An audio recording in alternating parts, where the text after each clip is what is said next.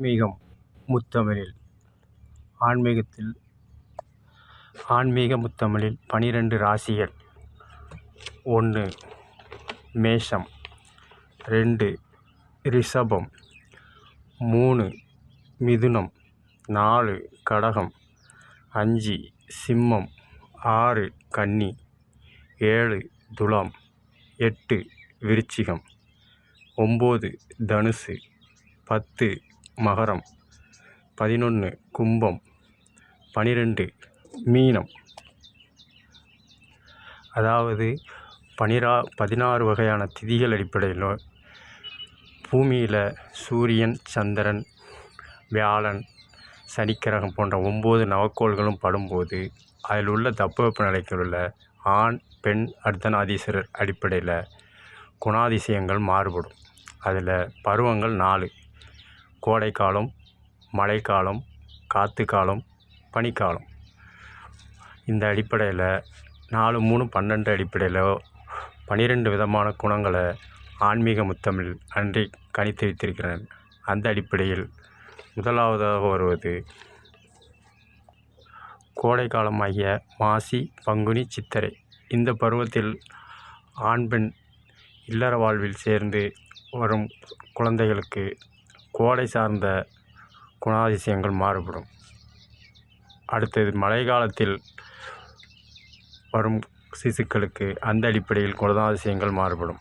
பனிக்காலத்திலும் அதே மாதிரி, காற்று காலத்தில், இப்படி 4 காலங்களிலும் அந்த குழந்தையில் உள்ள உடல் ரீதியாக அமாவாசையிலிருந்து பௌர்ணமி வரை 16 திதிகள், தட்பவெப்பநிலை, சூரிய சந்திரன் போன்ற நவக்கிரகங்களும் கதிர்வீச்சு பூமியில், அதாவது நம்ம பூமியில் வாழ்கிறனால அந்த கதிர்வீச்சு எந்த அடிப்படையில் படுதோ அதுக்கு தக்கன ஆண் பெண் அர்த்தநாதீஸ்வரருக்கு குணங்கள் மாறும். அந்த அடிப்படையில் தான் அந்த 12 ராசிகளை கணிச்சிருப்பாங்க. இதே தமிழில் சொல்லுவாங்க, அது அவன் பிறவி குணம், இதை மாற்ற முடியாது அப்படிம்பாங்க. ஏன்னா நம்ம பிறக்கும்போது எந்த மாதத்தில் பிறக்கமோ அந்த மாதம் பூமியில் என்ன கதிர்வீச்சு படுதோ அந்த கதிர்வீச்சு அடிப்படையில் தான் குருதி, எலும்பு, தசைகள் வளர்ச்சி அடிப்படையில் அதிகமான, மிதமான, குறைவான அடிப்படையில் வளர்ச்சி, தளர்ச்சி, மிதமம் என்ற அடிப்படையில் குணாதிசயங்கள் மாறுபடும். அதில் முதலாவதாக மேஷம் ராசி.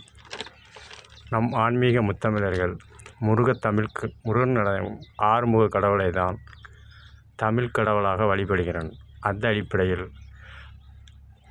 முருகன் திருச்செந்தூரில் வதம் செய்த அசுரனின் தங்கையான அஜமுகி என்பவருக்கு செம்மறி ஆட்டு தலையுடையது. சூரனின் சிம்மாசுரன், கஜமுகன், அஜமுகி என்பது அந்த சகோதரர்களுடைய தங்கை ஆவாள். இந்த அடிப்படையில் சூரன் வதம் செய்ய ஆரம்பத்தில் முருகனிடம் விவாதமிட்டு எதிர்கொண்டது அஜமுகி என்னும் செம்மறி ஆட்டு தலையுடைய பெண். இந்த அடிப்படையில் முதல் ராசியாக மேஷம் என்ற ராசி ஆன்மீக முத்தமிழில் கணிக்கப்படுகிறது. மேலும் கால்நடை மேய்ப்பாளர்களுக்கு அனுபவ ரீதியாக தெரியும், பிற தொழில் செய்வதற்கு தெரிந்திருக்க வாய்ப்பில்லை. வெள்ளாடாவது மேய்ச்சலுக்கு போகும்போது ஒரு ஆடு விழுந்துன்னா ஒதுங்கி போயிடும். ஆனால் செம்மறி ஆடு ஒரு ஆடு என்ன செய்தோ அதுக்கு ஒரு தண்ணியில் விழுந்துட்டுனா அதே மாதிரி எல்லா ஆடுகளும் விழுந்துடும். அதாவது அதோட பிறவிக்கணும் குணாதிசயங்கள். அந்த அடிப்படையில் முதன்மையில் வச்சிருக்கிறது அஜமுகியை முருகன் விவாதம் பண்ணி சூரசம்காரம் செய்வதற்கு வழிவகுத்த அஜமுகி தலையுடைய செம்மறியாட்டு தலையை தான் மேஷராசிக்கு முதல்ல வச்சுருப்பாங்க. மேலும் மேஷம் என்றால் மேன்மை என்று ஒரு தமிழ் பொருள் உண்டு.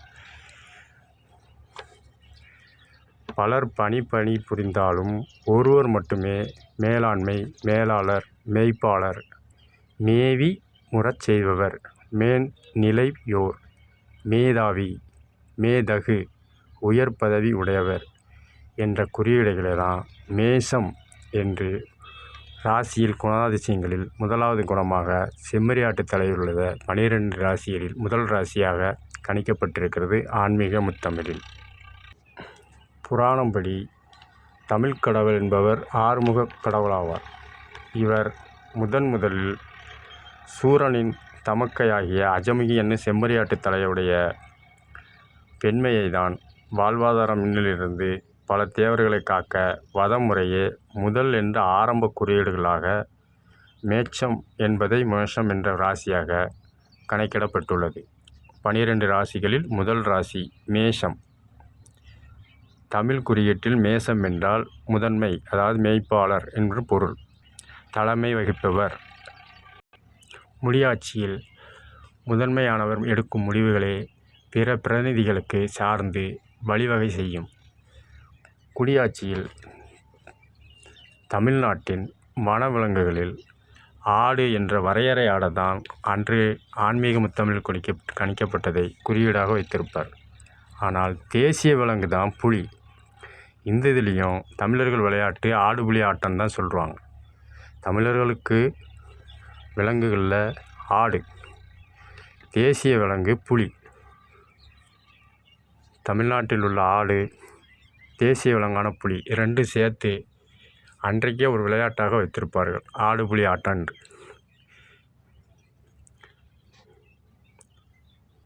காரணம் என்னதான் அந்தந்த பகுதியில் அந்தந்த பொறுப்பு இருந்தாலும் மேலிடத்தில் உத்தரவு, தட்பவெப்பநிலை, குணாதிசயங்கள் இதன் அடிப்படையில்தான் முடிவுகளும் உபகரண தளவாட அடையாளங்களும் பரிமாற்றங்களும் உபதேசங்களும் எடுத்து அனைவருக்கும் சமமாக எடுக்கணும் என்ற அடிப்படையில்தான் முதலாக மேஷம் என்ற முதலிடத்தில் இருக்கும் ராசியாக கணக்கிடப்படுகிறது.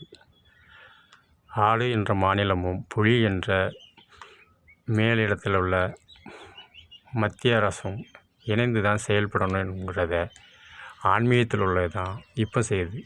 பேர் தான் மாறி இருக்க வழிய ஆன்மீகத்தில் செயல்பட்ட செயல்பாடு தான் அன்று முதல் இன்று நடைபெறுகிறது. இதைத்தான் கீதை உபதேசத்தில் மாற்றம் ஒன்றே நிரந்தரம், பேரை தான் மாற்ற முடிஞ்சதில்லை, செயல்பாடுகள் எல்லாம் ஒன்று என்பதை சூட்சமமாக எடுத்துரைப்பது. தமிழ் மொழியின் உச்சரிப்பு அடிப்படையில் நாடகத்தமிழில் கலைஞர் NSK அவர்கள் சூட்சமமாக உச்சரிப்பு அடிப்படையில் தமிழின் பெருமையை எடுத்துரைப்பார். உணவகத்தில் NSK அவர்கள் உணவருந்த போகும்போது 2 தோசை வாங்குவார். அதில் இவர் தேங்காய் சட்னி அதிகமாக விரும்பி சாப்பிடக்கூடியவர். அதனால் சட்னி அதிகமாக காலியாகுதுன்னு மறுநாள் வரும்போது ஒரு விளம்பரம் வச்சுருப்பாங்க, இனிமேல் தோசைக்கு சட்னி கிடையாது என்று. அதை படிச்சுக்கிட்டு இவர் 2 அதே மாதிரி ஏற்கனவே செய்த மாதிரியே 2 தோசை வாங்குவார். அப்போ சர்வர்கிட்ட கேட்கும்போது சட்னி வைக்கணும், போட்டில் இனிமேல் சட்னி கிடையாது அப்படின்னு சொல்லியிருக்க, அங்கே சட்னி இருக்க அப்படின்பாங்க. அதுக்கு NSK சொல்லுவார், அந்த இனிமேலுங்கிறத பிரிச்சுருவார். இனிங்கிறத மேலுங்கிறத கொடுத்துப்பார். மேலுன்னா 2 தோசையில் மேலே உள்ள தோசை. அந்த அடிப்படையில் இனி மேல் தோசைக்கு தானே சட்னி கிடையாது, அப்போ 2வது உள்ள கீழ் தோசைக்கு வை அப்படின்னு உச்சரிப்பை மாற்றி சூட்சமமாக அவர்களை சாதுரியமாக வெற்றி கொள்வார். அடுத்தது வாசகத்தை மாற்றிடுவாங்க உணவகத்தில். இன்று முதல் தோசைக்கு சட்னி கிடையாது என்பாங்க. மறுபடியும் 2 தோசை வாங்கி சட்னி கேட்பார். இன்று முதல் தோசைக்கு சட்னி கிடையாதுன்னு விளம்பரப்படுத்தியிருக்குன்னு அந்த சப்ளை பண்ணுறவங்க சொல்லுவாங்க.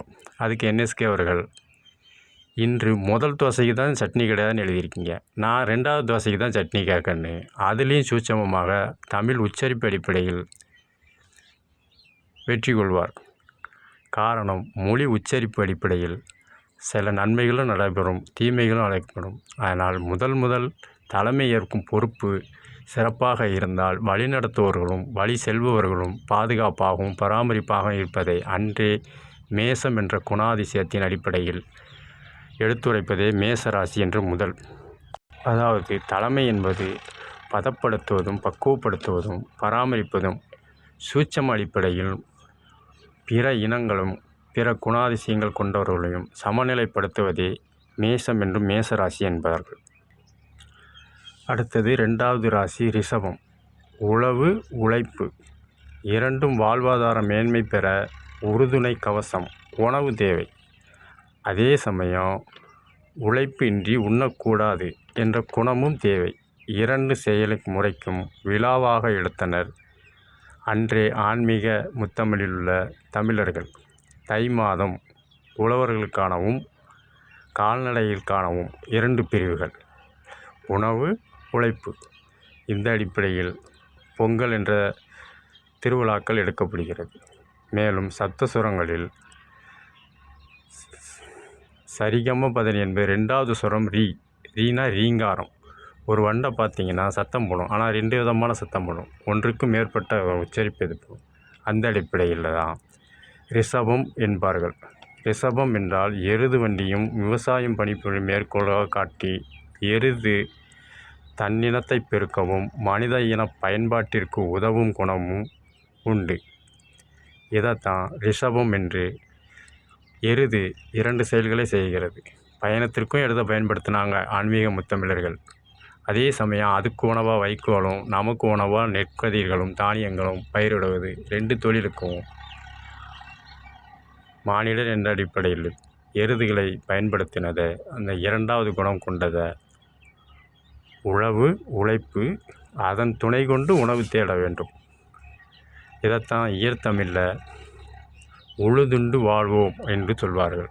உழுதுன்னா விவசாயம் செய்து உண்டாதான் வாழ்வார்கள். மற்ற எந்த தொழில் பாதித்தாலும் விவசாயம் பாதிச்சுன்னா பிற தொழில்கள் சிதிலமடையும் என்பதை அன்றே சூட்சமமாக ரிஷபம் என்ற 2வது குணங்களை அடிப்படையில் வேளாண்மையை உயர்த்தி அந்த வேளாண்மைக்கு உதவும் ரிஷபம் என்னும் காளையை 2வது ராசியாக தேர்ந்தெடுத்துள்ளனர்.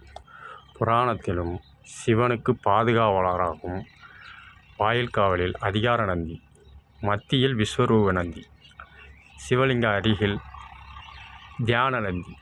சிவாலயங்களுக்கு சென்றால் இந்த 3 நந்திகளும் இருப்பதை காணலாம். இந்த அடிப்படையில் தான் ரிஷபம் என்ற 2 தன்மையை கொண்ட பயணம், பாதுகாப்பு. உணவு என்பது பாதுகாப்பு, உணவு இல்லைன்னா பாதுகாப்பு தேவையில்லை. இந்த அடிப்படையில் தான் ரிஷபம் என்றதை காளை ராசியை 2வது ராசியாக இது பண்ணுவாங்க. மேலும் சிசுக்களுக்கு உணவு தானியங்களை வழங்க முடியாது. அதற்கு தேவைப்படும் ஒன்று தாய்மையுடைய உணவு, குருதியில் உணவான தாய்ப்பால். அது கிடைக்காத தருணத்தில் பசு, நாட்டு பசு மாட்டுப்பால், இதுதான் சிசுக்களுக்கு உணவு. இந்த பால் உற்பத்திக்கு இனவிருத்தி செய்வதற்கும் எருதுகள் பயன்படுகிறது. ஒன்று அதற்கு மேற்பட்ட செயல்களை எருது செய்வதால் 2 குணங்கள் தானும் பயனிற்று தன்னை சார்ந்தவர்களும் பயன்பெறச் செய்வதே 2 குணமுள்ள ரிஷபம் என்னும் காளை. இதை 2வது இடத்தில் ரிஷப ராசியாக ஆன்மீக முத்தமிழில் கணக்கிடப்பட்டுள்ளது. 3வது ராசி மிதுனம். 3வது தன்மை உருவம் மேம்படும் என்ற அடிப்படையில் மிதுனத்தை உயிரெழுத்து மெய்யெழுத்தையும் பிரித்து பார்த்தா தான் பொருள்படும். மீ இத் அப்படின்னா மீத்துனா மீதம் உள்ளது. தூணாவில் உள்ள ஆணாவை பிரிச்சிடணும். மிதுங்கிறதுல தூணாவில் உள்ள ஆணாவை பிரித்து இத்துன்னு மட்டும் உச்சரிக்கணும். அப்போ முதல் எழுத்து மீ, 2வது எழுத்து இத்து. மீத்துனா மீத்து போன என்று தமிழ் சொல்ல உண்டு. மீத்து போன உபரி, தேவையில்லாதது. அடுத்தது தூளிருந்து பிரித்த ஆணாவை சேர்த்து நாணம். மிதுனம்ங்கிற 3வது எழுத்து நாணம், 2 சொல்லி நாணம்.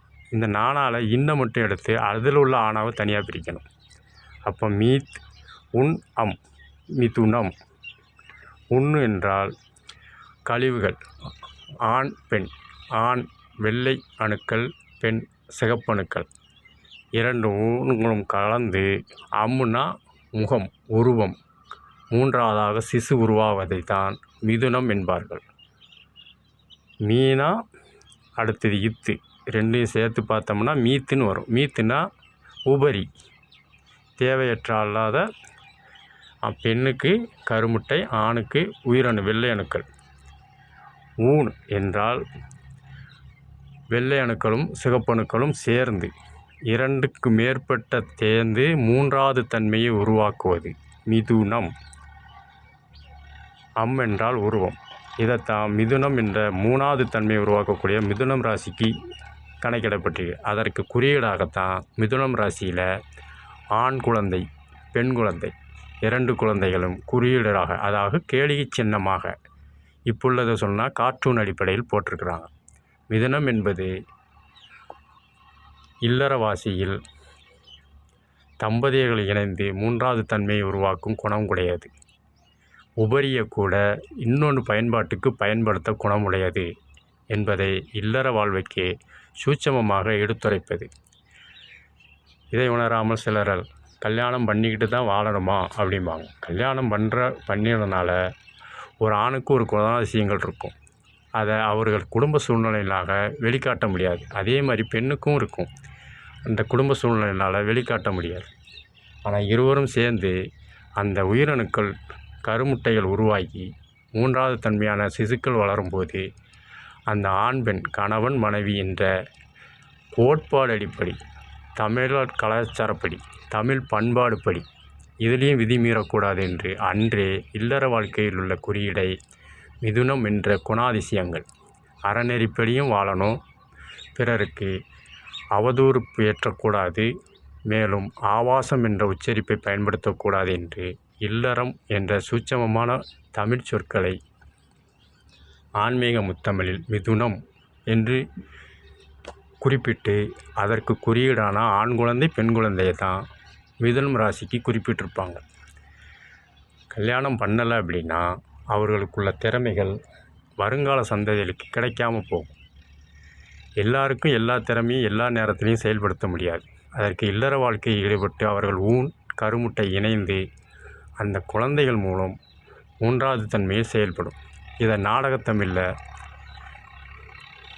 7ஆம் அறிவு என்ற நாடகத்தமிழில் சூட்சமமாக சொல்லியிருப்பாங்க. முன்னோர்கள் உள்ள திறமைகள் அடுத்த தலைமுறைக்கு, அடுத்த பிணிகள், அடுத்த உணவு பஞ்சம், அடுத்த இதை எப்படி திறம்பட செயல்படுத்த வழிவகை செய்த, சிதிலமடைந்ததை சரி செய்ய, சேதாரங்களை சரி செய்ய போன்ற திறமைகளை வெளிக்கொண்டு வருவது தான் மிதுனம் என்ற 3வது குணமுடையது. இதைத்தான் நாடகத்தமிழ் என்ன 7ஆம் அறிவு படத்தில் உள்ளதை சொல்லுவாங்க. மிதுனம் என்றால் 2க்கு மேற்பட்டவர்கள் சேர்ந்து மூன்றாவது தன்மையில் தன் வெளிப்பாடுகள், அதாவது குணாதிசயங்கள், திறமைகளை நாட்டுக்கும் வாழ்வாதாரத்துக்கும் அர்ப்பணிக்கிறது. பிறந்தோம் வளர்ந்தோம் என்று இல்லாமல் தன்னில்லற வாழ்க்கையும் வாழ்ந்து தன்னை நம்பியுள்ள மனைவி மக்களையும் கணவன்களையும் வாழ வைத்து, அதே தருணம் வாக்கு என்ற அடிப்படையில் இயலாதவர்க்கு நம்மால் இயன்ற உதவிகளை, அந்த அடிப்படையில் உள்ள திறமைகளை, அதாவது நம் முன்னோர்களின் திறமைகளை மேலும் மீண்டும் கொண்டு வருவது. ஆங்கிலத்தில் ஹார்மோன்கள், மரபணுகள் என்பார்கள். அதனால தான் அந்நாளிலே திருமணம் என்பதை நடத்தி சந்ததிகள் வளர்ச்சிக்காகவும் நாட்டின் வளர்ச்சிக்காகவும் பயன்பாட்டுக்காகவும் செயல்படுத்தினர். இல்லறம் என்ன நல்லறம் என்ற வள்ளுவர் கூற்றுப்படி மீண்டும் நினைவுக்காக அறநெறிப்படி இல்லற வாழ்க்கை வாழ்வதைத்தான் தமிழர்கள் விரும்பினார்களே தவிர அவரவர் விருப்பத்திற்கு வாழ்வதற்காக அல்ல. அதனால் ஏற்படும் இழப்புகள் அவரை மட்டும் சாராது, அவரை கணக்கிட்டு வாழும் அவர் இல்லற குடும்ப வாழ்ச்சிகளுக்கும் நாட்டு உடைமைகளுக்கும் இழப்பு ஏற்படும் என்பதையே அந்த மிதுனம் என்ற குணாதிசயங்களை சூட்சமமாக எடுத்துரைப்பார்கள். மிதுனம் என்றால் 2 தன்மையை சேர்ந்து மூன்றாவது தன்மையாக திறமையை வெளிப்படுத்தும் குணம் உள்ளது என்பதை 3 என்ற அடிப்படையில் மிதுனம் ராசியை கணக்கிடப்பட்டுள்ளது ஆன்மீக முத்தமிழில். 4வது ராசி கடகம். கடகம் என்றால் சேமிப்பு குணம் உண்டது. நீரின்றி அமையாது உலகு. நீர் இருந்தால் தான் எல்லா ஜீவராசிகளும் வாழ்வாதாரம். பூமியில் பிற கிரகணங்களை வச்சு கணக்கிடக்கூடாது. பூமியில் நம்ம வாழ்கிறதுக்கு நீர் தான் தேவை. இதைத்தான் இயற்தமிழ் நீரின்றி அமையாது உலகு என்பார்கள். கடகம் என்றால் கடத்தல், கடந்தல், கடையும் என்ற சூட்சமத்தை எதிர்காலத்தில் இன்றே சேமிப்பு குணம் என்ற அடிப்படையில் 4 இடத்தில் செயல்படுகிறது. இதில் நீர் பொருளாதாரத்துக்காக அன்றைய ஆன்மீக தமிழர்கள் முத்தமிழர்கள் கணக்கிட்டுள்ளனர். சொல்லில் கூட இயற்தமிழில் பொருளை தண்ணியாக செலவழிக்காங்கன்னு தான் சொல்லுவாங்களோ ஒழிய தண்ணிக்கு தான் பொருள் ஒப்படைக்கணும். நீர் அதிகமாக இருந்தால் தான் அந்த தேசத்துக்கும் அந்த மாநிலத்துக்கும் பொருளாதாரம் அதிக வளர்ச்சியும். நீர் இல்லை என்றால் பொருளாதார நெருக்கடி, அரசுக்கு நெருக்கடி, வறுமை, இன்மை என்ற சூழ்நிலையில் மாநிலமும் சரி தேசமும் சரி புறந்தள்ளப்படும். இந்த சேமிப்பு குணம், அதாவது தானும் வாழணும், பிறரையும் வாழ வைக்கணும், சேமிச்சும் வைக்கணுன்ற குணத்தை தான் 4வது தன்மையாக சொன்னாங்க. அதற்கு நண்டு தான் உதாரணம். நண்டு 4 இடத்துல வாழும். 4ம் நீர் நிலத்தில் தான் வாழும். நண்டு நீர்லேயும் வாழும், நிலத்துலேயும் வாழும். அந்த அடிப்படையில் கடலில் வாழக்கூடிய கடல் நண்டு. 2வது நதியில் வாழக்கூடிய ஆற்று நண்டு. 3வது கேணி என்ற கிணறு, அதில் வாழக்கூடிய நண்டு. கேணியில் உள்ளது வயக்காட்டில், கேணியிலேருந்து தண்ணி இறைச்சி வயக்காட்டில் இது பண்ணுவாங்க, வயல் நண்டும்பாங்க. 4வது மழைநீரை சேகரிப்பதற்காக குளத்தில் வாழும் குளத்து நண்டு. கடல், குளம், ஆறு, கேணி என்ற வயக்காடு 4 இடத்துலையும் நண்டு வாழும். நீர்நிலை இருந்தால்தான். அப்படி வாழும்போது அந்த நண்டு செய்யும் உபகரணம் மண்ணுக்கு அடியில் தோண்டிக்கிட்டே போகும். அது அடிக்கணக்கில் ஆழப்படுத்தும். அப்படி அடிக்கணக்கில் ஆழப்படுத்தும் போது பூமிக்கு அடியில் மேலுள்ள நீர் பூமிக்கு அடியில் போகும். அப்படி பூமிக்கு அடியில் போகும்போது நீர்நிலை பதப்படுத்தப்பட்டு பக்குவப்படுத்தி நிலத்தடி நீராக சேமிக்கப்படுகிறது. வயல்காட்டிலையும் நண்டு வரப்பு கரைகளில் துளை விட்டு நீரை ஒரு இடத்துல இருந்து இன்னொரு இடத்துக்கு கடத்தாமல் பூமிக்கு கீழே கடத்தும். மீண்டும் கவனிக்கணும், மேலே போக விடாமல் ஆவியாகாமல் நண்டு துளை வழியாக அந்த நீர் பூமிக்கு நீரை கீழே போய் நிலத்தடி நீர். இதைத்தான் முடியாட்சிலையும் நீர்நிலையை சேமிக்கிறதுக்காக அசோகர் குளங்களை வெட்டினார், கிணறுகளை வெட்டினார் என்பார்கள். நீர் இல்லைன்னா, சேமிப்பு இல்லைன்னா, பொருளாதாரம் இல்லைன்னா எப்பேற்பட்ட திறமை வாய்ந்த பிரதிநிதிகளும் ஆட்சியும் செய்ய முடியாது, குடும்பத்தையும் நடத்த முடியாது என்ற சூட்சமத்தை 4வது இடமாக நண்டுக்கு ஒப்பிட்டு கடகராசியில் சொல்கிறார்கள். இதைத்தான் குடியாட்சியிலையும் மழைநீர் சேகரிப்பு என்று பேர் தான் மாறியிருக்க ஒழிய நம்ம ஆன்மீக முத்தமிழில் அன்றே வகுத்து வச்சதை தான் செயல் பண்ணுறாங்க. நீர்நிலையை நிலத்தடிக்கு கீழே கொண்டு போனால் பொருளாதார சீரழிவு ஓரளவு தடுக்கப்படும். கண்டிப்பாக முழுமையாக தடுக்கப்பட வாய்ப்பு கிடையாது, ஓரளவு சமன் செய்யப்படும் என்பதை நம் ஆன்மீக முத்தமிழர்கள் அன்றே புராணங்கள் ஆன்மீக வழிபாட்டில் கடைபிடிக்கப்பட்டுவது.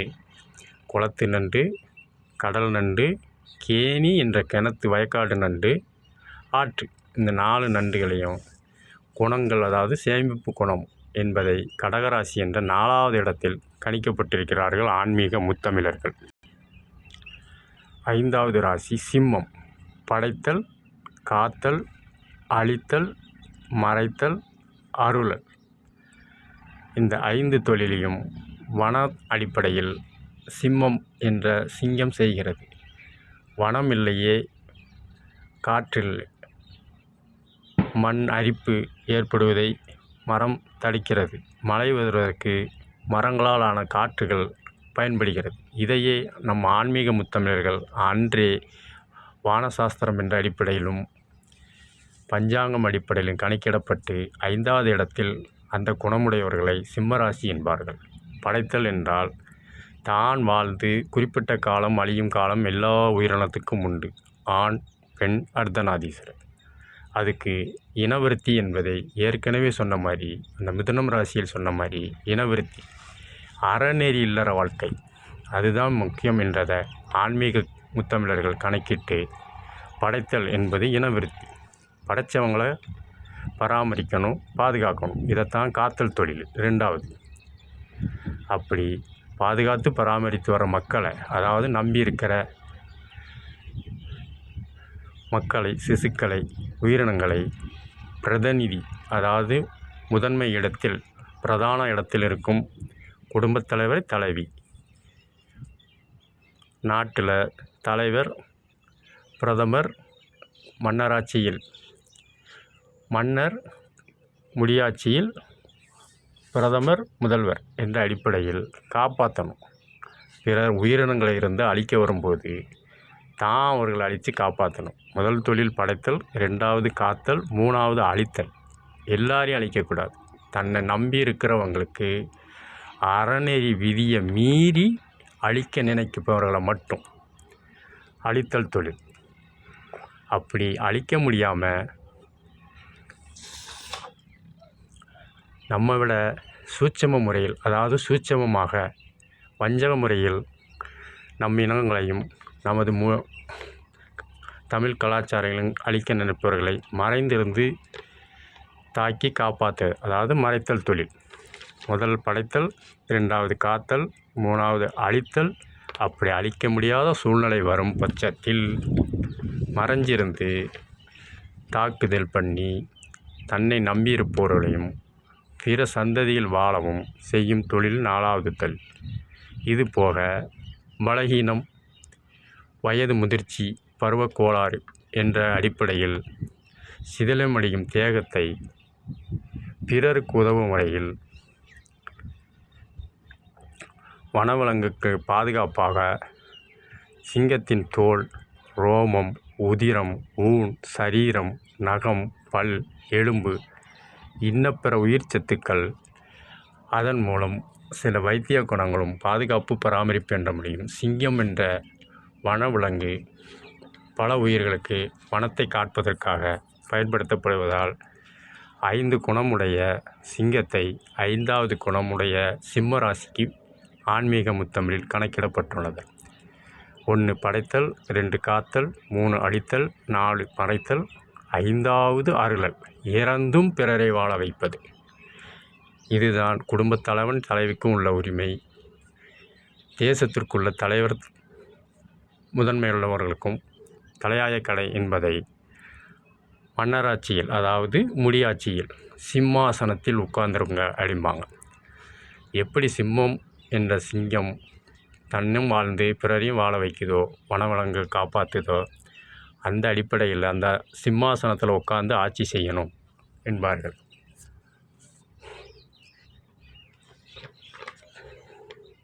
இதை 5வது இடமாக சிம்ம ராசி கணக்கிடப்பட்டுள்ளது. குடியாட்சியில் ராஜா மாதிரி வாழ்ந்தவன் என்பார்கள். அதாவது சிங்கராஜா மாதிரி வாழணும் அப்படிம்பார்கள். வனவிலங்குகளில் வனத்தை காப்பாற்றுறது சிங்கம். சிங்கம் எப்படி காட்டை பாதுகாக்கிறதோ அந்த அடிப்படையில் தேசத்தையும் பாதுகாக்க வேணும் என்பதையே 5 குணமுடைய சிம்மம் என்ற 5வது ராசியாக ஆன்மீக தமிழில் கணக்கிடப்பட்டுள்ளது. இந்த அடிப்படையில் 5வது இடத்தில் சிம்மம் என்ற குறியீடை பயன்படுத்துகின்றன. 6வது கன்னி. கன்னி என்றால் அனுபவம். அறநெறியில் தனது மனைவி, மக்கள், குழந்தைகள், பேரப்பிள்ளைகள் என்பவர்களை காப்பாற்றுறது, தேசத்தை காப்பாற்றுறது முதுமை பெற்றவர்கள் தான் செய்வார்கள். எதை செஞ்சால் எது நல்லது கிடைக்கும், யார் குணத்துக்கு எந்த காரியத்தை செய்யணும், யார் குணத்துக்கு எதை செய்யக்கூடாது என்ற பகுத்து ஆய்வு உள்ளது. படைத்தல், 2வது காத்தல், 3வது அழித்தல், 4வது மறைத்தல், 5வது அருளல். இந்த அடிப்படையில் நாம் இறந்ததுக்கு அப்புறமும் இருக்கும்போதே என்னென்ன செய்யணுங்கிறத பகுத்து பிரித்து செய்யக்கூடிய குணம் தாய்மை என்ற மூதாட்டிக்கு உண்டு. இந்த அடிப்படையில் 6வது இடத்தை கன்னி. கன்னி என்றால் முதிர்வு. கன்னி ராசியை பார்த்தால் முதுமை அடைந்த இளம் பெண் கிடையாது. இதைத்தான் இசைத்தமிழில் சேர்த்த பணத்தை சிக்கனமாக செலவு பண்ண பக்குவமாக அம்மா கையில் கொடுத்து போடு சின்ன கண்ணுன்னு இசைத்தமிழில் அன்றே கவிஞர் பாடி வச்சிருப்பார். மக்களை பெற்ற மகராசி என்ற நடிகர் திலகம் நடித்த படத்தில் மணப்பாறை மாடு கட்டி மாயவரம் ஏறுபுட்டி என்ற வரியில் வர்றதை சொல்லுவாங்க. காரணம் தாய்மை, பெண்மை கிடையாது. இந்த இடத்துல தாய்மை தான் கணிக்கணும். தாய் தான். ஒரு மூத்த பிள்ளை என்ன செய்யும், இளைய பிள்ளை என்ன செய்யும், பெண் பிள்ளை என்ன செய்யும், ஆண் பிள்ளை என்ன செய்யும், மாமனார் என்ன செய்வாங்க, மாமியார் என்ன செய்வாங்க, தன்னை பெற்ற தாய்மார்கள் அதாவது அப்பா அம்மா என்ன செய்யும், தன்னை சுற்றி வாழக்கூடிய பக்கத்து வீட்டர்கள் என்ன செய்வாங்க, நாம் வாழக்கூடிய தாய்நாடு மாநிலம் என்ன செய்யும் என்பதை குடும்பத்தில் வாழ்ந்து வாழும் தாய்மை உடைய கன்னி.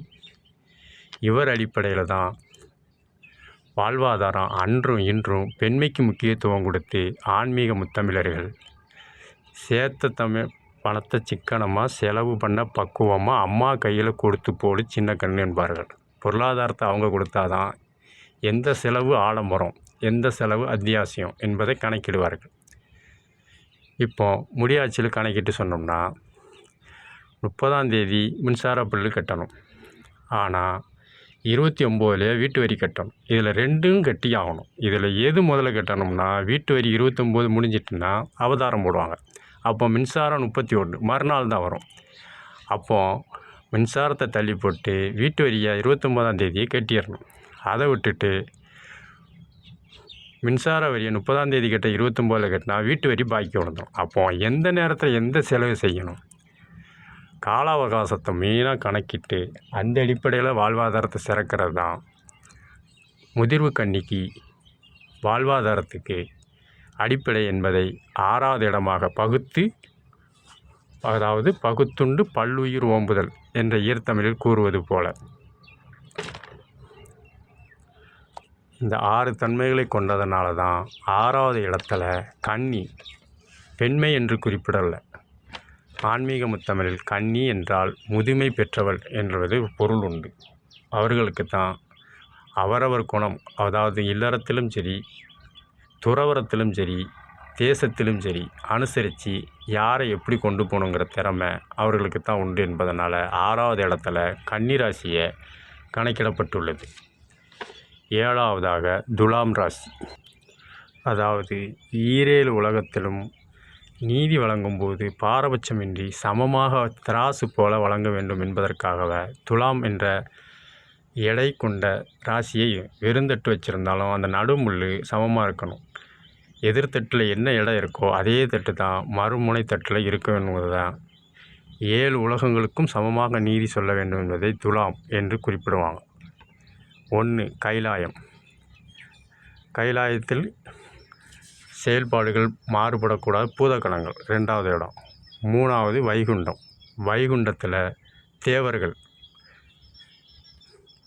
தேவர்களை கட்டுப்படுத்துறது விஷ்ணு என்பது.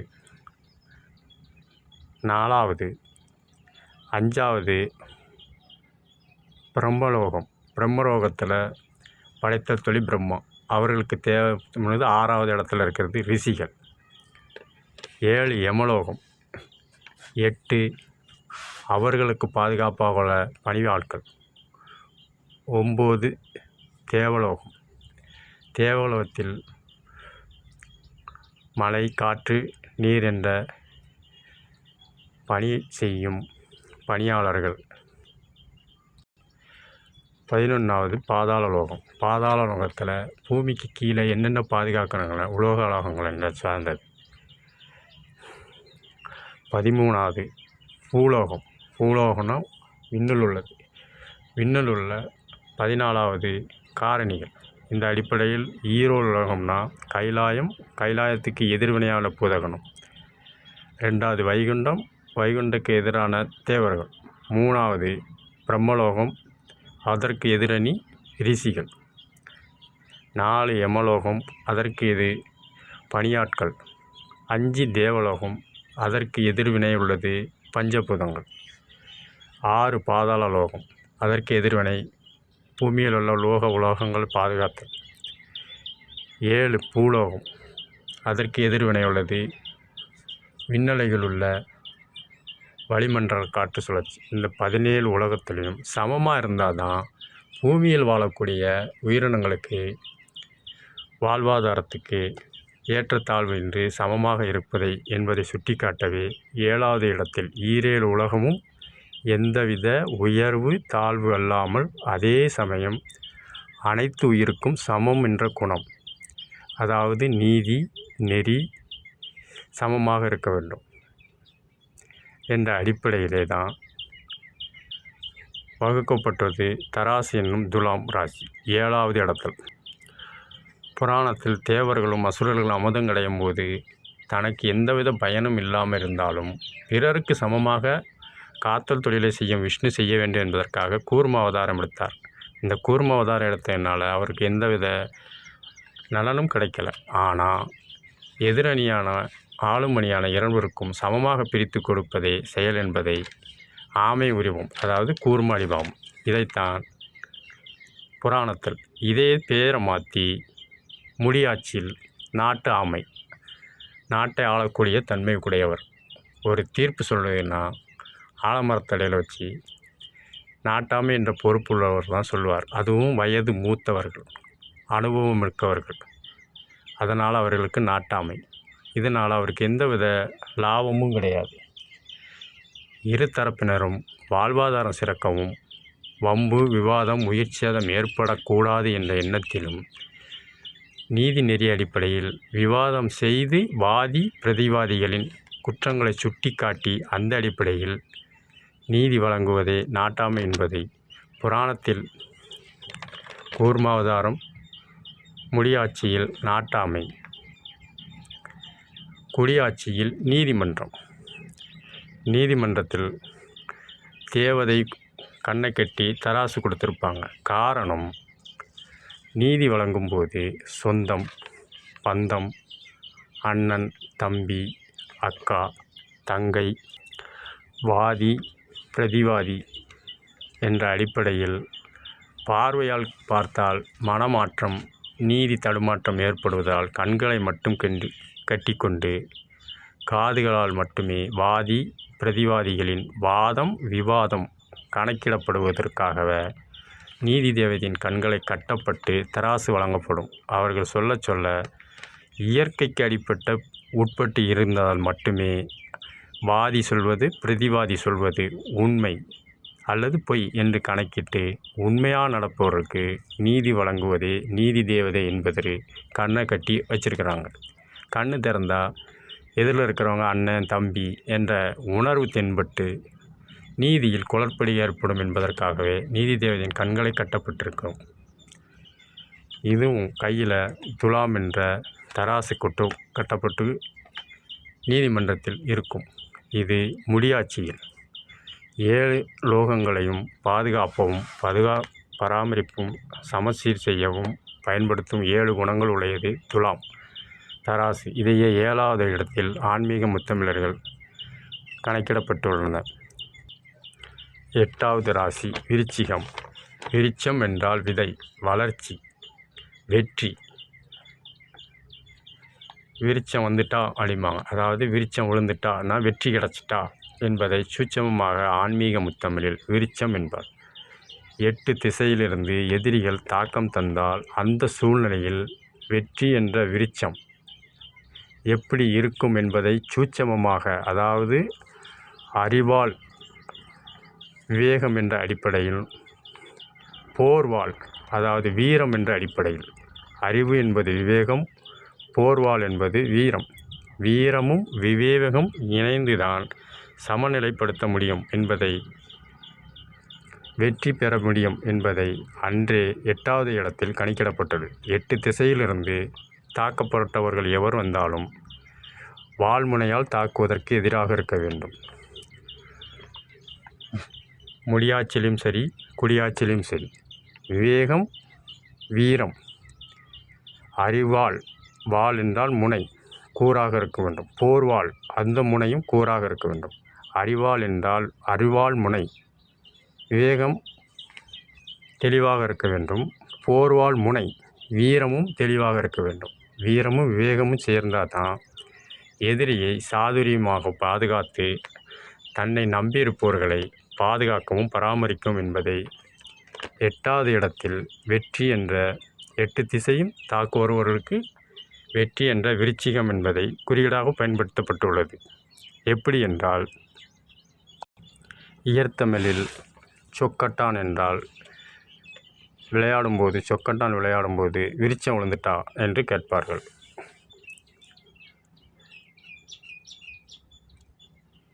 இதில் கூட சொக்கட்டான் ஆட்டத்தில் காய கொட்டியாச்சா என்பார்கள். கொட்டியாச்சு என்றால் தோல்வியடைய செய்தாச்சா, நம்ம வெற்றி பெற்றாச்சா என்பதை சுட்டி காட்டுவதே விருச்சம் என்றால் வெற்றி. 8 திசையிலிருந்து எவ்வாறு வந்தாலும் வெற்றி காண்பதே விருச்சம் என்பது.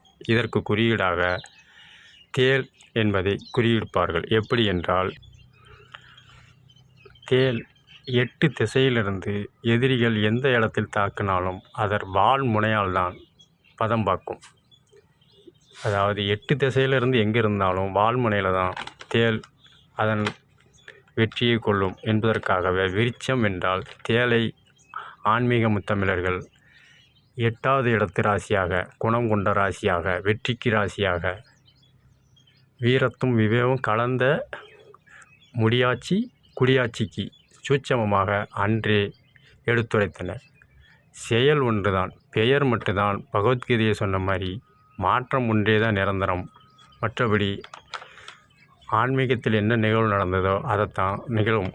காரணம், நம் மூதாதையர்கள் உயிரணுக்கள் நம் தேகத்தில் ஓடுவதால் அவர்கள் செயல்பாடு தான் நமக்கு இருக்கும் என்பதை சூட்சமமாகவே மாற்றம் ஒன்றே நிரந்தரம் என்று சூட்சமமாக எடுத்துரைத்தரப்படுகிறார் ஆன்மீக முத்தமிழில். ஆக 8 திசையிலிருந்து யார் தாக்க வந்தாலும் தேள் வால் முனையில் தான் குட்டும். இதனால தான் வெற்றிக்கு விருட்சம் என்று ஒரு பெயர் வைத்தார்கள் ஆன்மீக முத்தமிழில் 8வது இடத்தில். அடுத்தது 9வது இடத்தில் தனுசு. தனுசு என்றால் வில் என்ற ஒரு பொருள் உண்டு ஆன்மீக முத்தமிழில். நவரச துணையில் ஆயக்கலைகளை மதி நுட்பத்தில் கையாளும் வில்வித்தையே பரிமாற்றம் கொண்டதை தனுசு என்பார்கள். புராணத்தில் ஆனை முகத்தன் உடைய தனுசு, பிள்ளையாருக்குள்ள தனுசு 1, 2வது தமிழ் கடவுள் வேடனாக வடமிட்டு வள்ளியை மணக்கும் போது வச்சிருந்த வில்லு, 3வது உலக நாயகி மீனாட்சி அம்மாள், மதுரையான் மீனாட்சி, முத்தமிழ் சங்கம் வளர்த்த மீனாட்சி கடம்பவனத்தில் வில் அம்பு கொண்டுதான் ஆட்சி செய்தார். இது 3வது வில். 4வது முக்கண்ணுடைய சிவனுடைய பாசுரம். 5வது அர்ஜுனன். 6 ராமபிரான் உள்ளது, ராமனுடைய வில். 7வது சபரிமலை சாஸ்தாவில். 8வது அசுரகுலத்தில் உள்ள வில். 9 மன்மதன், அதாவது இனவிருத்திக்கும் தேவை. நவரச கலைகளில் இனவிருத்தி என்பது அறநெறிப்படி இல்லற வாழ்க்கை வாழ்வதற்கு மன்மதன் கையில் உள்ள கரும்பு வில். ஆக மொத்தம் 9 அடிப்படையில் குணங்களை கொண்டதனால் தனுசு 9வது இடத்தில் ஆன்மீக முத்தமிழர்கள் அன்றே கணித்து வைத்துள்ளனர். ஒவ்வொரு தனுசுக்கும் ஒவ்வொரு குணங்கள் உண்டு. இந்த அடிப்படையில் 9வது இடத்தில் தனுசு என்ற அடையாளத்தை ஆன்மீக முத்தமிழில் தனுசு ராசி என்று குறிப்பிடப்பட்டுள்ளார்கள். வில் என்றால் தனுசு என்ற ஒரு பொருள் உண்டு. 10வது உள்ளது மகரம். மகரம் என்றால் வனத்தில் வாழும் மான். மான் இனத்தை மகரம் என்றும் ஆன்மீக முத்தமிழில் குறிப்பிடுவார்கள். மகரம் என்றால் மான் இனத்தை குறிப்பிடுவார்கள். 10 வகையான மானினங்கள் உண்டு. 1 கஸ்தூரி மான், 2 களவி மான்,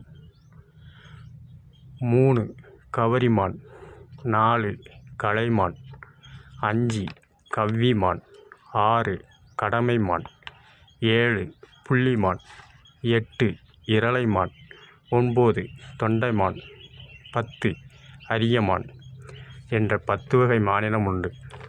இந்த மானினங்கள் ஒவ்வொன்றுக்கும் ஒவ்வொரு குணங்கள் உண்டு.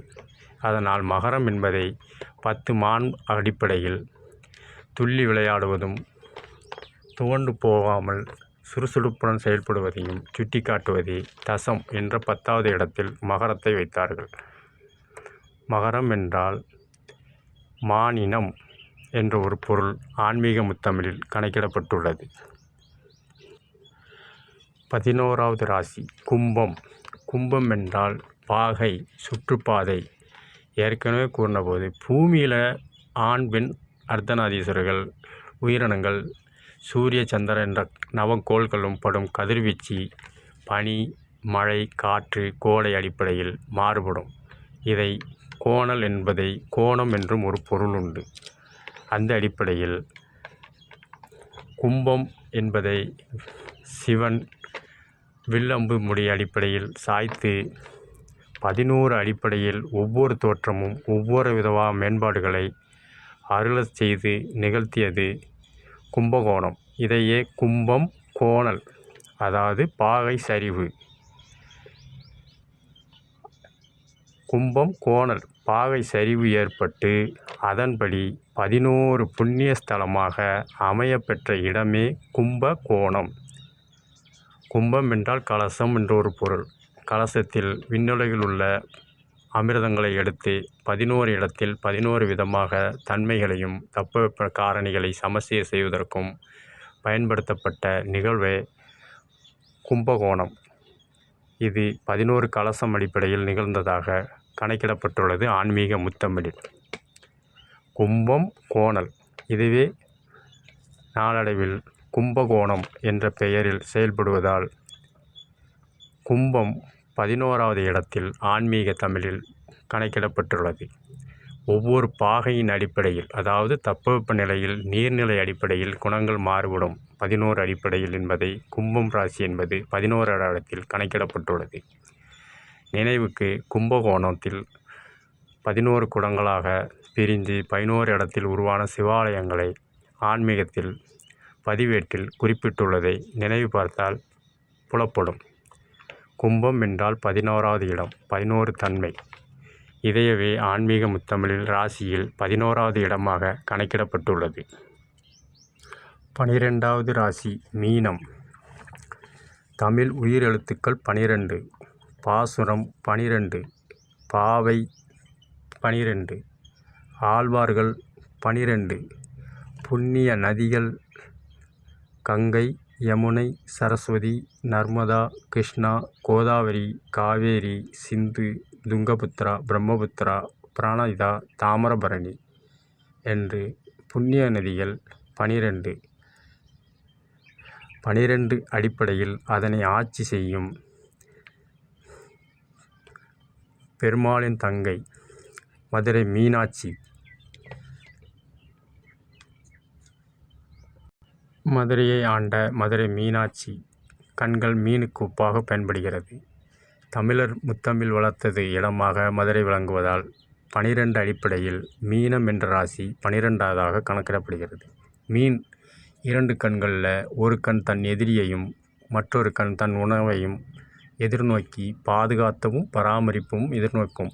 இந்த அடிப்படையில் மதுரையில் கடம்பவனத்தில் ஆட்சி செய்த மதுரை மீனாட்சி என்ற அம்மன் புராண அடிப்படையில் ஆட்சி செய்ததை மீனாட்சி என்ற பெயரில் 12வது ராசியாக ஆன்மீக முத்தமிழில் கணக்கிடப்பட்டுள்ளது. மேலும் ஆன்மீக முத்தமிழ் குறியீடு கணக்கீடுபடி 2 மீன்களை 12வது ராசியில் குறிப்பிட்டிருப்பார்கள். மேலே ஒரு மீன் தலையை கீழவும் வாழை கீழவும் வளைச்சிருக்கும். அதுக்கு கீழே இருந்து மேலே பார்த்தா ஒரு மீன் தலைக்கிட்ட இருக்கிறத வால்கிட்டையும் வால்கிட்ட இருக்கிறது தலைக்கிட்டையும் மாறி இருக்கும். இது அடிப்படையில் பார்த்தா மீன் போலவும் இருக்கும், மீன் கண்களும் இருக்கும். 2 மீனும் வளைஞ்சி தான் இருக்கும்.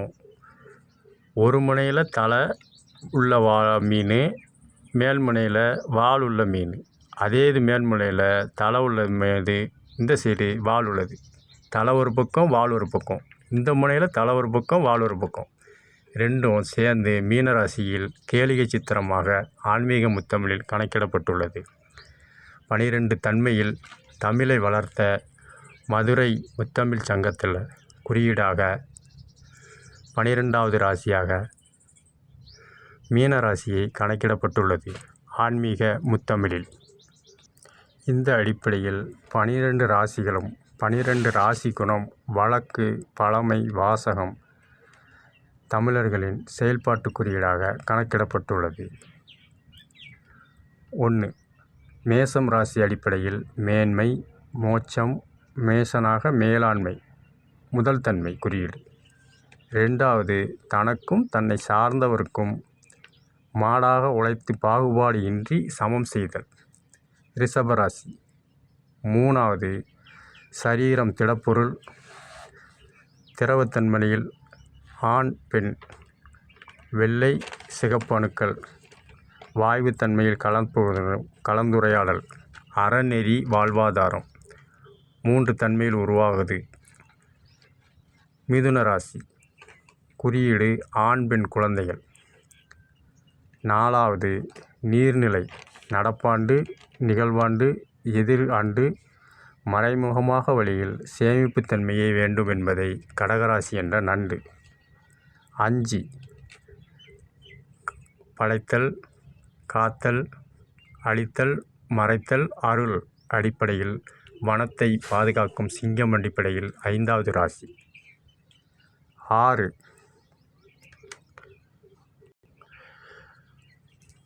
பொருளாதார அடிப்படையில் எந்த செலவு எதில் முதல்ல செய்யணும், எந்த செலவு பின்னால் செய்யணும், கட்டாய செலவு எது, ஆடம்பர செலவு எது, எந்த செலவை ஒதுக்கணும், எந்த செலவை சேர்க்கணும் என்பதை புரிந்து முதிர்வு கன்னி செய்யப்படும் 6 தன்மை கொண்டது கன்னி ராசி. 7 ஈரேழு உலகமும் ஒரே சமநிலையில் நீதி, சமநிலை, வாதி பிரதிவாதி உடன்பாடு அடிப்படையில் செயல்படுவதை துலாம் என்ற தராசு ராசி. 8 திசையிலிருந்து யார் வந்தாலும் அறிவாள் என்ற முனையிலும் போர்வாள் என்ற முனையிலும் வெற்றி கொள்வது. வீரம் வேகம் என்ற அடிப்படையில் வெற்றி கொள்வதை விருச்சம் என்ற தேள் கொண்ட விருச்சிக ராசி. 9 நவரச கலைகளும் தனுசு என்ற வில்லு அடிப்படையில் செயல்படுவது தனுசு ராசி. 10 துள்ளித் திரிந்து ஆரோக்கியமாகவும் பிற உயிரினத்திலிருந்து காக்கவும் பாதுகாக்கவும் சொல்லும் 10 வகையான மாநிலங்களை கொண்ட மகர ராசி. 11 பஞ்சபூதங்களும் விண்ணிலை, மண்ணிலை, பாதாளலோகம் அடிப்படையில் தட்பவெப்ப காரணிகள் ஆண் பெண் அர்த்தநாதீஸ்வரர் உடலில் ஊடுருவதால் அதற்கு ஏற்றபடி பாகை கோணல் நிகழும் கும்பம் என்ற கோணல் சாய்ந்த 11 தன்மைகளை கொண்டது கும்பராசி. இதன் நினைவாக கும்பகோணம் புராண அடிப்படையில் நிகழ்ந்த நிகழ்வுகளை ஆன்மீக முத்தமிழில் கணக்கிடப்பட்டுள்ளது. 12 இறந்த காலம், நிகழ்காலம், எதிர்காலம். வெளியே ஆட்சி செய்து பணி செய்து சேவை புரிதலே மக்கள் மூத்த பிரதிநிதிகளின் கடமை என்பதை எடுத்துரைப்பதே 12 உயிரெழுத்துக்கள் அடிப்படையில், 12 ஆழ்வார்கள் அடிப்படையில், 12 பாசுரம் அடிப்படையில், 12 நதிகள் அடிப்படையில் மதுரையில் மீனாட்சி ஆட்சி செய்த ஆட்சியாளர்களுக்குரிய குணாதிசயங்களை கொண்டது மீனம் என்ற மீனாட்சி குறியீடு. கண்களைப் போல மீன் மேலும் கீழும் போட்டு தலைக்கு பக்கத்தில் வால் பக்கத்தில் தலையும் 12 ராசி அடிப்படையில் 12வது இடத்தில் மீன ராசி ஆன்மீக முத்தமிழில் கணக்கிடப்பட்டுள்ளது. இந்த குணாதிசயங்கள் அடிப்படையில் தான் முடியாட்சியிலையும் குடியாட்சியிலையும் துறை வர்த்தகம் என்ற அடிப்படையில் பயணம் முடியாட்சியில், குடியாட்சியில் போக்குவரத்து, முடியாட்சியில் வனம், குடியாட்சியில் வனத்துறை, முடியாட்சியில் நீர்நிலை, குடியாட்சியில் பொதுப்பணித்துறை, முடியாட்சியில் வேளாண்மை விவசாயத்துறை, குடியாட்சியில் விவசாயத்துறை, முடியாட்சியில் தூது என்ற தூதுவர், குடியாட்சியில் தகவல் தொடர்பு என்ற தகவல் துறை, முடியாட்சியில் வானசாஸ்திரம், குடியாட்சியில் விண்வெளி ஆராய்ச்சி, முடியாட்சியில் கேளிகை விளையாட்டு, குடியாட்சியில் சுற்றுலாத்துறை, முடியாட்சியில் தேர்வு நிலை, குடியாட்சியில் வாக்கெடுப்பு, முடியாட்சியில் குடியிருப்பு, குடியாட்சியில் வீட்டு வாரியத்துறை, முடியாட்சியில் பாதுகாப்பு, குடியாட்சியில் முப்படை போர்க்கால பாதுகாப்புத்துறை இராணுவம், முடியாட்சியில் இல்லாதவர்க்கு இயன்றதை செய்வது, குடியாட்சியில் வறுமை கோட்டு கீழ் உள்ள நபர்கள், முடியாட்சியில் தீர்ப்பு வழங்குதல், குடியாட்சியில் நீதிமன்ற ஒப்புதல் அளித்தல். முடியாட்சியில் பொறுப்பு ஏற்றுக்கொள்ளுதல். குடியாட்சியில் பதவி பிரமாணம். முடியாட்சியில் ஒற்றன். குடியாட்சியில் உளவாளி. முடியாட்சியில் ஆலோசகர். குடியாட்சியில் உள்துறை பிரதிநிதி. இன்னும் பிற பெயர்தான் மாறுபடுதோ ஒழிய ஆன்மீகத்தில் பகவத்கீதையில் மாற்றம் ஒன்றே நிரந்தரம். செயல் எல்லாம் ஆன்மீகத்தில் புராணத்தில் நடந்தது முடியாட்சியில் நடந்தது குடியாட்சியில். பேர் மட்டும்தான் மாறுபடுதோ ஒழிய தன்மை மாறுபடலை. உருவங்கள் மாறுபடுது, உலோகங்கள் மாறுபடலை. இந்த அடிப்படையில் தான் ராசிகளை 12ஆகவும் திதிகளை 16ஆகவும் ஆண் பெண் அர்த்தநாதீஸ்வரர் தன்மையை 3ஆகவும் 12-3 அடிப்படையில் 16 கணக்கிடப்பட்டு வாழ்வாதாரத்துக்குரிய ஏற்ற தாழ்வு இல்லாமல் சமநிலைப்படுத்துவதே ஆன்மீக முத்தமிழில் அறநெறி அடிப்படையில் வகுத்த திதி ராசி. அதாவது புராணத்தில் பிற மனிதருக்கு உதவாமல் ஒரு மானிடர்கள் உழைத்து உண்டார். யாரும் உணவு என்று கேட்டால் உடம்பு நல்லா தானே இருக்குது, உழைச்சி சாப்பிட வேண்டியதானே என்று உதாசீனப்படுத்தினார். ஆனால் அந்த யாசகம் கேட்ட நண்பருக்கோ உடல் உறுப்புகள் பலகீனம் பெற்றது. இதை அறியாமல் உதாசீனப்படுத்தினார். அவர் மரணத்திற்கு பின் யமலோகம் செல்லும் பொழுது அவர் தண்டனைக்குரிய நபராக கருதப்பட்டார். ஏன் என்று கேட்டால், நீ உழைச்சி சாப்பிட்ட, அறநெறியில் சாப்பிட்ட, அது தப்பு இல்லை. இருந்தாலும் முடியாதவன் கேட்டான். இருக்கிறவன் கேட்டு நீ இல்லைன்ட்டால் தப்பு கிடையாது. அறநெறி அடிப்படையில் உடல் உறுப்பு பாதிக்கப்பட்டவன் உன்னிடம் உணவு கேட்டான், நீ கொடுக்க மாட்டேன்ட்டு. அதனால் நீ உழைச்சி சாப்பிட்டனால புண்ணியம் செஞ்சவன். ஆனால் அந்த உழைப்பை இல்லாதவருக்கு கொடுக்க மனம் இல்லாதால பாவம் செஞ்சவங்க. ஆனால் பூலோகத்தில் பாவத்தையும் புண்ணியத்தையும் சமமாக அனுபவிக்கணும் என்ற அடிப்படையில் யம தர்மராஜன் நீதி சொன்னான். உனக்கு தொண்டை ஊசியாக இருக்கும், காரணம் நீ செஞ்ச பாவம். ஆனால் நீ செஞ்ச புண்ணியம் வயிறு பானை போல் இருக்கும். நீ என்ன விரும்பினாலும் சாப்பிட்லாம், உன் வயிறு ஏற்றுக்கிட்டே இருக்கும். இது புண்ணியத்துக்கோட தன்மை. ஆனால் அந்த உணவை நீ பூலோகத்தில் இருக்கும்போது முடியாதவருக்கு அறநெறி அடிப்படையில் கொடுக்கல. முடிஞ்சவனுக்கு கொடுக்கல அப்படின்னா வர தப்பு கிடையாது. ஆனால் உடல் உறுப்பு பலகீனமானவன், ஆதரவற்றவன், ஒரு இடத்திலிருந்து இன்னொரு இடத்திற்கு வழி தெரியாமல் திக்கு தெரியாமல் வந்தவனுக்கு உதவ மறுத்து விட்டார். இது பாவம். அதனால் உன் முன்னால் என்ன உணவுனாலும் வரும். ஆனால் 100 கிராம் சாப்பிடக்கூடிய இடத்துல ஒரு துண்டு அளவு தான் தொண்டைக்குள்ளே போகும். அதாவது ஊசி தொண்டை, வயிறு பானை. பாவத்தையும் புண்ணியத்தையும் மண்ணுலகில் எப்படி செய்தாயோ அதே போல தான் பாவத்தையும் புண்ணியத்தையும் ஒரே மனிதன் ஒரே தன்மையில் ஒரே காலத்தில் அனுபவிக்க வேண்டும் என்பதே யம தர்மராஜன் தர்ம அடிப்படையில் நீதி வழங்கினார். நான் புண்ணியம் செஞ்சவன் ஏன் இப்படி தண்டனை கொடுத்துன்னு கேட்டதுக்கு தான் அவர் சொன்னார். அதுக்கு தான் நீ புண்ணியம் செஞ்சதுக்கு தான் உனக்கு எல்லா உணவுகளும் உன் முன்னாலே வந்துடும். ஆனால் பாவம் செஞ்சது தொண்டை, கொடுக்க மாட்டேன்னு சொன்னது தொண்டை. அதனால் தொண்டை ஊசியாக தான் இருக்கும், போதுமான அளவு உள்ளே போகாது. ஒரு சிறிய பொருளை திங்கக்கூட காலங்கள் அதிகமாக எடுத்துக்கொள்ளும். அதனால தான் ஊசி தொண்டையும் வண்ணாந்தாழி வயிறும் என்ற தண்டனை உனக்கு கொடுக்கப்பட்டுள்ளது. வண்ணாந்தாழி என்பது உப்பு, காரம் உப்பு, சோடா உப்பு வச்சு துணியில் உள்ள அழுக்குகளை நீக்கி வெண்மையாக்குறது. அது பெரிய தன்மையில் இருக்கும். அந்த அடிப்படையில் பானை என்பது வண்ணாந்தாழி என்பார்கள். சலவை தொழிலாளர்கள் உபயோகப்படுத்தும் உபகரணம். இப்போ தெரிய பெரும்பாலோருக்கு வாய்ப்பு இல்லை. இது சலவை தொழிலாளர்களுக்கு மட்டுமே தெரிய வாய்ப்பு உண்டு.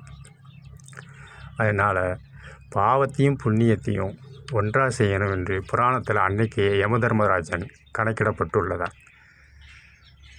இதைத்தான் முடியாட்சியிலையும் தமிழ் பாட்டி ஔவையார் ஒரு பண்ணையாரிடம் உதவி தேடி வருபவர்களை எல்லாம் உதாசீனப்படுத்தி அவர்கள் அலக்கழித்து சந்தோஷப்பட்டான்.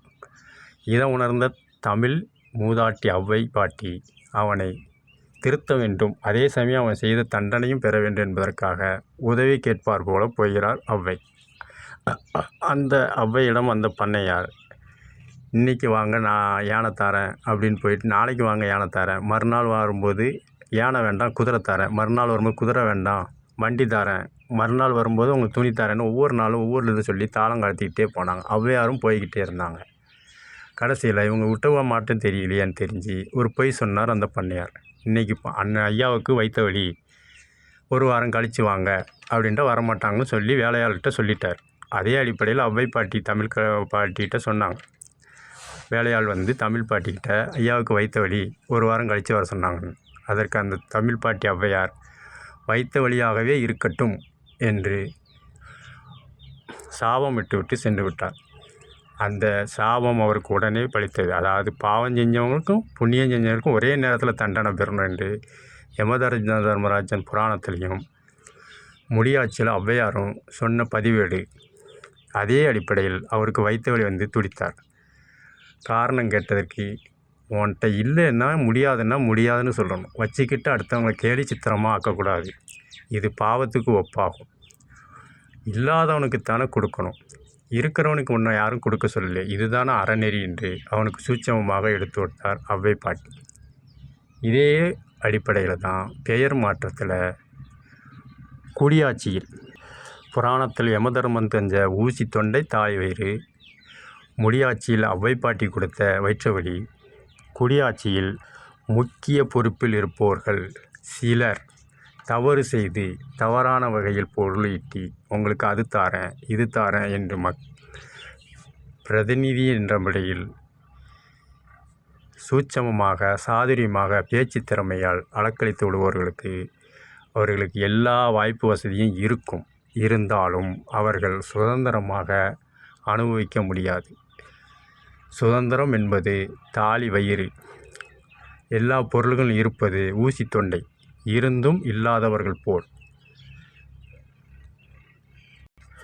ஒருவர் கோடியாய் குடியாட்சியில் கோடியாய் லட்சமாய் பொருளாதாரம் இருக்கும், இருந்தாலும் அவர் உடல்நிலை அந்த உணவை ஏற்றுக்கொள்ள முடியாது. காரணம் நீரிழிவு, இரத்த அழுத்தம், உடல் பருவம், உடல் மெலிந்தல், உடல் சலித்தல், நாசி பரிமாற்றம், காது பரிமாற்றம், இதய பரிமாற்றம், நுரையீரல் பரிமாற்றம் போன்ற இன்னல்கள் ஏற்பட்டு எல்லாம் இருந்தும் இல்லாதவனாக தான் செயல்படுவான். இதைத்தான் புராணத்தில் யமதர்மன் சொன்ன மாதிரியும் முடியாட்சியில் ஔவையார் சொன்ன மாதிரி குடியாட்சியில் என்ன பிரச்சனை வந்தாலும் அவர்களுக்கு முதலிடம் இருந்தாலும் சுதந்திரமாக எதையுமே அனுபவிக்க முடியாது. இது இயற்கை தண்டனை. காரணம், அவன் பெற்ற நன்மையும் அவன் செய்த தீமையும் அவன் உயிரோடு இருக்கும் பொழுதே அனுபவிக்க வேண்டும் என்று யமன் தர்மராஜன் புராணத்தில் பதிவிட்டதை ஔவை பாட்டி முடியாட்சி செய்தாள். முடியாட்சி செய்ததை தான் அவர் உயிரணுக்களாகிய நாம்கள் முக்கிய பிரதிநிதி என்ற அடிப்படையில் சமூக நீதி அறநெறி அடிப்படையில் மக்களை காப்பவும் பராமரிக்கவும் பாதுகாக்கவும் சேவை செய்யும் அடிப்படையில் தண்டனைகள் வழங்கப்படுகிறது.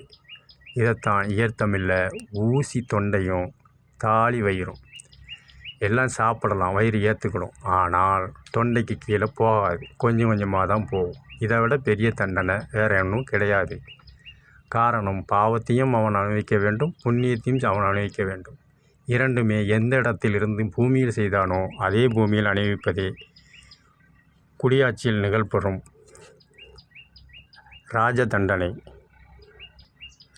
இதனையே நாடகத்தமிழ் KS ரவிக்குமார் அவர்கள் இயக்கிய முத்து என்ற இதில் ஆன்மீகவாதியாக வரும் கதாநாயகனிடம் தொழிலதிபராக ஒருவர் கேட்பார், ஐயா அந்த பணத்தை வச்சுக்கிடுங்க. அதற்கு அந்த ஆன்மீகவாதி கதாநாயகன் ரஜினிகாந்த் அவர்கள் கேட்பார்கள், இதை வச்சு நான் என்னையா செய்ய போகிறேன்னு கேட்பார்கள். அதற்கு அந்த தொழிலதிபர், இதை வச்சு எல்லாமே வாங்கலாம் அப்படிம்பார். அதற்கு மறு கேள்வியாக, சரி உனக்கு இப்போ என்ன வேணும், என்னை எதுக்கு பார்க்க வந்திருக்குன்னு கதாநாயகன் ரஜினிகாந்த் அவர்கள் அந்த தொழிலதிபரை பற்றி கேட்பார் முத்து என்ற நாடகத்தமிழில். அதற்கு அந்த தொழிலதிபர், உங்களை பார்க்குறதுக்கு முன்னால் எதுவுமே இல்லாமல் வந்தேன், உங்களை பார்த்ததுக்கப்புறம் எல்லாம் வந்துட்டு இந்த பணம்லாம் வந்துட்டு, ஆனால் இப்போ என்கிட்ட நிம்மதி இல்லை, நிம்மதி தான் உங்கள்ட்ட வேணும் அப்படின்னு கேட்பார். அப்போ அந்த ரஜினிகாந்த் கதாநாயகன் சிரிப்பார்.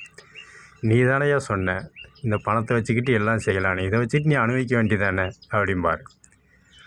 உனக்கு தேவையானதை வச்சுக்கிட்டு தேவையில்லாததை இல்லாதவருக்கு கொடு, நிம்மதி தானாக தேடி வரும் என்று ஆன்மீக கருத்தை, அதாவது யமதர்மராஜன் சொன்னதை, ஔவை பாட்டி சொன்னதை சூட்சமமாக ஆன்மீக முத்தமிழ் அடிப்படையில் இது புரியாது.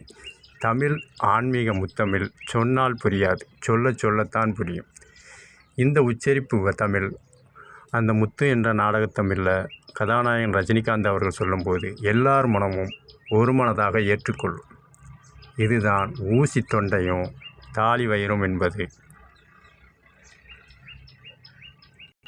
காரணம், பாவம் செய்தாலும் புண்ணியம் செய்தாலும் எந்த பூமியில் செய்தாரோ அந்த பூமியில் அன்றே அனுபவித்து தான் விண்ணுலகோ மண்ணுலகோ செல்ல வேண்டும் என்பது யமதர்மராஜனின் புராணத்தில் ஆன்மீக முத்தமிழில் பதிவேட்டில் உள்ள குறியீடு.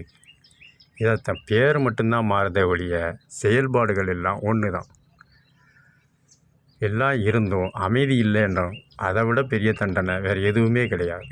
எல்லா வசதியும் இருந்து சிறைச்சாலையில் முதல் வகுப்பு இருந்தாலும் தனிமையில் இருக்கும்போது அதில் ஏற்படக்கூடிய அமைதியின்மை தண்டனை வேறு எதுவுமே கிடையாது. இதைத்தான் இயற்தமிழில் வள்ளுவர் தன்னெஞ்சு அறிவது பொய்யற்க, பொய்த்த பின் தன்னெஞ்சே தன்னை சுடும் என்று சூட்சமமாக அன்றே சொன்னதை அவர் அடிப்படையில் முடியாட்சியில் இயற்தமிழில் எடுத்துரைத்திருப்பார். காரணம் 12 ராசி, 16 வகை திதி, ஆண் பெண் அர்த்தநாதீஸ்வரர் சந்தர்ப்ப சூழ்நிலை தட்பவெப்ப காரணிகளால் மாறுபடும். உயர்வு சமம் தாழ்வு இதை சமச்சீராக கொண்டு வருவதே மூலதான பிரதிநிதிகளின் சேவை என்ற கடமை. அதை தவறும் பட்சத்தில் அவர்களுக்கும் அதுதான் என்பதை சூட்சமமாக அன்றே வைத்திய முறையிலும் ஆன்மீக புராண வழிபாட்டு முறையிலும் ஆளுமை என்ற அறநெறி முறையிலும் திதி ராசி ஆண் பெண் அர்த்தநாதீஸ்வரர் உடல் உறுப்புகள் பலகீனம் பலம், பொருளாதார உயர்வு தாழ்வு, சேமிப்பு பாதுகாப்பு பராமரிப்பு உதவுதல் என்ற அடிப்படையில் சூட்சமமாக எடுத்துரைப்பதே ஆன்மீக முத்தமிழில் உள்ள குறியீடுகள். இது பூரா கோட்பாடுகளே தவிர யாரும் அடிமைப்படுத்தக்கூடாது என்ற எண்ணம் கிடையாது. எல்லாருக்கும் எல்லாம் கிடைக்கிறது தான் பொது உடைமை. ஒருத்தருக்கு கிடச்சி ஒருத்தருக்கு கிடைக்கலன்னா அது பொது உடைமை கிடையாது. இப்போ உதாரணத்துக்கு 234லையும் ஜெயிக்கிறது ஒரு இதனாலும் 234 ஜெயித்தவங்க எல்லாருமே முதல்வர் என்ற அடிப்படையில் வர முடியாது, பிரதமர் என்ற அடிப்படையில். அதற்குன்னு ஒரு தலைமை வேண்டும். அவர் என்ன கட்டுப்பாட்டு அடிப்படையில் செயல்படுகிறாரோ அதை கேட்டு நடக்கணும். அதை மீறி நடந்தால் அவர்களுக்கும் பாதிப்பு, அவர்களை நம்பி வாக்களித்தவர்களுக்கும் பாதிப்பு என்பதை புராணத்திலும் சரி முடியாட்சியிலும் சரி குடியாட்சியிலும் சரி சூட்சமமாக இலைமறை காய்மறைவாக மொழி மாற்றத்தின் அடிப்படையில் தான் செயல்படுகிறார்களே தவிர செயல் ஒன்று தான். பகவத்கீதையில் கீத உபதேசத்தில் மாற்றம் ஒன்றே நிரந்தரம். ஆனால் அன்றைக்கி என்ன நடந்ததோ அதுதான் தாத்தா பாட்டிக்கு நடந்தது தான் மகன் மகளுக்கு நடக்கிறது தான் பேரப்பிள்ளைகளுக்கு நடக்கிறது தான் பூட்டம் பூட்டி. இந்த மாற்றம்தான் மாறுவதோடைய செயல் எல்லாம் ஒன்று தான். இதை உணரத்தான் வழிபாடுகளில் எந்த மாதம் என்ன பூஜை பண்ணணும், எந்த திதியில் என்ன செய்யணும், எந்த ராசிக்கு என்ன கோணம், அவர்களுக்கு என்ன செய்யணும், எந்த ராசிக்காரர் கீழ்த்தனமாக நடப்பார்கள். காரணம் மழை பனி காற்று கோடை. இந்த அடிப்படையில் குணாதிசயங்கள் ஆண் பெண் அர்த்தநாதீஸ்வரர்களுக்கு மாறுபடும். அதற்கு புரிந்து தெரிந்து தெளிந்து அதற்குரிய ஆலோசகர்களை கொண்டு விவாதித்து அதன் பின்னுதான் உதவிகளை உபகரணங்களை தளவாடங்களை வழங்க வேண்டும். எல்லாருக்கும் எல்லாம் கிடைக்கும் என்ப அடிப்படையில் தான் கோட்பாடுகள். இதைத்தான் ஆன்மீக முத்தமிழில் சூட்சமமாக நடைமுறைப்படுத்தப்பட்டு அன்றும் இன்றும் என்றும் செயல்பட்டு கொண்டு வருகிறது. இதில் யாரையும் அடிமைப்படுத்த என்ற நோக்கம் கிடையாது. காரணம், நாம் அனைவரும் நம் முன்னோர்களின் உயிரணுக்கள், சிவப்பணுக்கள், வெள்ளையணுக்களிலிருந்து உற்பத்தியானவர்கள். அவரவருக்குள்ள திறமைகளை அவரவர்கள் கொண்டு அந்தந்த பருவ மாற்றத்தின் அடிப்படையில் அனைவரும் கலந்து ஆலோசித்து செயல்பட வேண்டும் என்பதே ஆன்மீக முத்தமிழின் சூட்சமமான வழிபாடு. ஆன்மீக முத்தமிழ் சொன்னால் புரியாது, சொல்லச் சொல்லத்தான் புரியும். மேலும் புராணத்தில் முருகனுக்கு வேல், மயில், சேவல், ஐயப்பனுக்கு புலி, வில், அம்பு, சிவனுக்கு சூலம், காளை, அம்மனுக்கு சூல ஆயுதம் சிம்மம், விஷ்ணுவுக்கு பஞ்சமுகம் கொண்ட நாகம் கடல்நெறி. இதே குறியீடுதான் முடியாட்சியில் சேரனுக்கு வில், சாணக்கியனுக்கு பன்றி, பல்லவர்களுக்கு யானை, சோழனுக்கு புலி, பாண்டியனுக்கு வில். இதே பெயர் மாற்றம்தான் குடியாட்சியில் கனி, கதிரவன், இலை,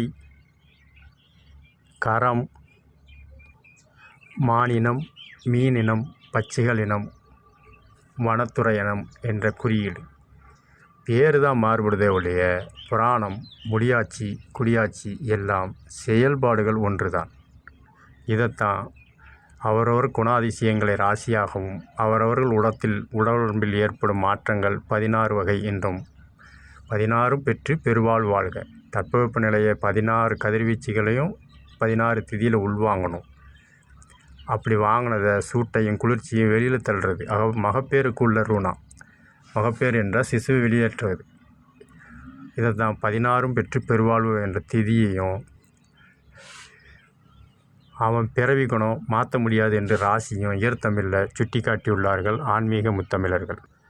அந்தந்த குறியீடுக்கு ஏற்ற குணங்கள் இருந்து செயல்படணும். இதுதான் கோட்பாடு. இதை மீறினா தான் தவிர அங்கொன்று இங்கொன்று சொல்லி மாறுபடுவது அது அறநெறி ஆன்மீகம் கிடையாது, அறநெறி முடியாட்சி கிடையாது, அறநெறி குடியாட்சி கிடையாது. அனைவருக்கும் சமமாக செயல்படுவதே ஆன்மீக முத்தமிழில் உள்ள சூட்சமமான குறியீடுகள், திதிகள். காரணம், ஆன்மீக முத்தமிழில் சொன்னால் புரியாது, சொல்லச் சொல்லத்தான் புரியும். ஆன்மீகம் முத்தமிழில் இதை சொல்லக்கூடிய ஒவ்வொரு பிரதிநிதியும் ஆயுள் காலம் குறைவு. ஆனால் வழிபாட்டில் அன்றன்ற காலம், அன்றன்ற திதி, அந்தந்த ராசி, அந்தந்த மாதம், அந்தந்த காலம், அந்தந்த வெப்பநிலை அடிப்படையில் பூஜைகள் நடப்பதால் அடுத்த வரும் தலைமுறைகள் சிந்தித்து செயல்பட வேண்டும் என்பதற்காகவே வழிபாடு முறையை மாற்றாமல் ஒரே சீராக சமன்பாட்டு அடிப்படையில் செயல்படுவதே ஆன்மீக முத்தமிழில் சூட்சமம். ஆன்மீகம் சொன்னால் புரியாது, சொல்லத்தான் புரியும். ஆன்மீகம் முத்தமிழில்.